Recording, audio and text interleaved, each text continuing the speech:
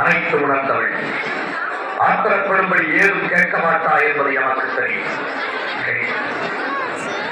பிள்ளைகள் வளர்ந்து ஆளாகிவிட்டார். பெற்றோர்களுக்கு கட்டுப்பட்டவர்கள் தான். ஆண் பிள்ளையாக இருந்தால் அந்திய காலமாய் பெற்றோருக்கு கட்டுப்பட்டவர். பெண்ணாக பிறந்துவிட்டார். பருவம் அடைந்த பிறகு மற்றொருவருக்கு மாறிட்டு விட்டால் கணவனுக்கு தான் கட்டுப்பட்டார். மற்றொருவருக்கு மாறிட்டது பெற்றவர்களை அந்த பெண் மறந்து விளைவித்தார். சுற்றி வளைத்து நீ எங்கு வருகிறாய் என்று எனக்கு புரிகிறது. சுருக்கமாக சொல். கோபப்பட்டு விடாதீர்கள்.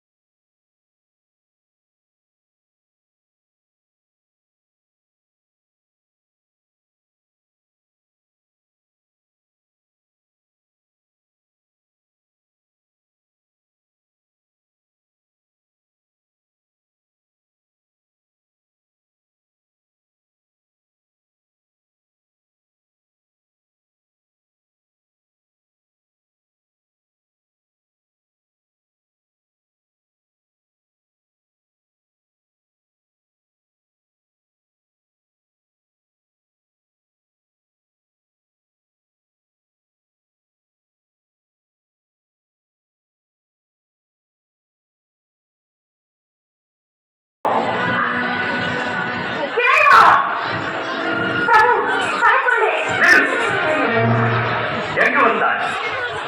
எதற்காக வந்தாய்? எந்த முகத்தோடு என்னை பார்க்க வந்தாய்? என்னை மன்னித்து விடுங்கள். பெண்ணுக்கு பின்புக்கு இந்த சொந்தத்தை இலக்கணம் கண்டுவிட்டேன். பாசத்திற்காக சென்று பலனை அனுபவித்துவிட்டேன். ஒரு நாள் முதல் அனைத்து மருந்து அறியாவை ஏற்றுக்கொள்ளுங்கள். உன்னை இனி நான் ஏற்றுக்கொள்ளவா? யார் நீ? நான் தான் இவரை கூடவா வாழ்ந்துவிட்டீர்கள்? நினைத்தாலும் எனக்கு வரவில்லை. உங்களிலே கனவென்று நம்பி வந்திருக்கும் என்னை சோதித்து விடாதீர்கள். ஏற்றுக்கொள்ளுங்கள். என் சொன்ன நீதி என் வாய்ப்படியை கலந்த போதே என் மனைவி இறந்து விட்டார். என் பாவையின் அச்சையும் அதை தாத்தாயும் தான் இப்போது வந்திருக்கிறார்.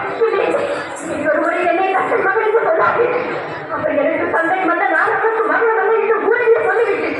அவர் யாகவும் முடியாமல் போகட்டும் என்று சமைத்து வந்தேன். உற்சாகமாக ஒன்றும் செய்யார். எல்லா ஏகப்பட்டது மக்கள் நேரம் தச்சனை பைவான் யாரையும் அழித்திருப்பார். எப்படியோ சொல்லியிருக்கும். என்னை பொறுத்தவரை தவறை உணர்ந்து விட்டேன். மன்னிப்பேன் என்று ஒரு வார்த்தை சொல்லுங்கள். மனதால், வாக்கால், காயத்தால், முற்கால் உனக்கு மன்னிப்பே கிடையாது. போக மாட்டேன். உயிரை விட்டால் உங்கள் திருவடியில் நிறைவேறித்தது. இந்த இடத்தை விட்டு ஒரு கணமும் என்னால் பிரிந்திருக்க முடியாது. கிடையாது. என்னோடு சேர்ந்து வாழும் வாக்கியம் இது உனக்கு கிடையாது. சோதித்தது போதும். இது வேதையை என்னால் தாழ முடியாது. ஏற்றுக்கொள்ளுங்கள். இளமை மறந்து தக்கன் மகந்த பாசத்தால் தவறு செய்து விட்டாய். தக்கு தக்க தண்டனை நீ என்னை பிரிந்திருக்க வேண்டும். தவறு செய்வது மனிதனும் மன்னிப்பது தெய்வீக குணம் என்று உலகத்தே உபதேசம் செய்த தாங்கள் ஆய்வு பேசுகிறீர்கள். தவறுக்கு மன்னிப்பே கிடையாது. அப்படி என்னை பிரிந்து தனிமையில் இருக்க வேண்டாம். எனக்கு தேவையில்லை. உலகில் நாமே தனித்து எண்ணிக்கொள்வோம். உறுதியாக சொல்கிறீர்களா? இறுதியாகவும் சொல்லுகிறேன். என்னை பார்த்து இருவரை சொல்லுங்கள். வீட்டரே, என் துணையின்றி உம்மால் ஒரு காலம் தனித்து இயங்க முடியாது என்பதை நன்றாக நினைவில் வைத்துக் கொள்ளும். சக்தி ஆயத்தால் அறியாதே. சர்வம் சிவமயம். சப்த வீடுகள், பூதகணங்கள் மற்றும் உங்கள் சகாக்கள் அனைவரையும் அழைத்து கேளுங்கள். சக்தி இல்லையே சிவமில்லை என்று தக்கவர்கள் கூறுவார்கள். சேர்த்தாதே.